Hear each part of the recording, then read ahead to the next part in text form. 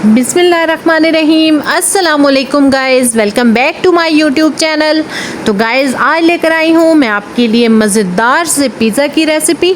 और ये पिज़्ज़ा मैंने इसकी डो भी घर में ख़ुद बनाई है और मैंने पिज़्ज़ा भी ख़ुद तैयार किया है। तो ये एक बहुत ही हेल्दी पिज़्ज़ा बनेगा। तो गाइज़ चलते हैं इंग्रेडिएंट्स की तरफ। मैदा लिया है मैंने 2 kg।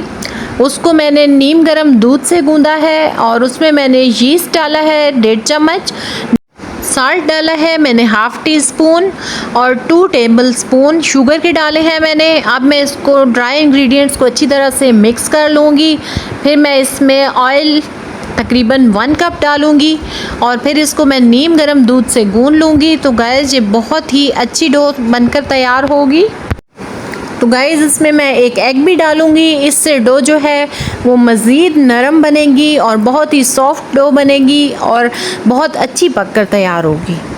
और गाइस डो को दूध से गूंदने का बहुत ज़्यादा फ़ायदा होगा। कभी भी डो पिज़्ज़े की सख्त नहीं होगी, हमेशा सॉफ्ट ही रहेगी और ये पिज़्ज़ा खाने में भी इंतहाई मज़ेदार लगेगा।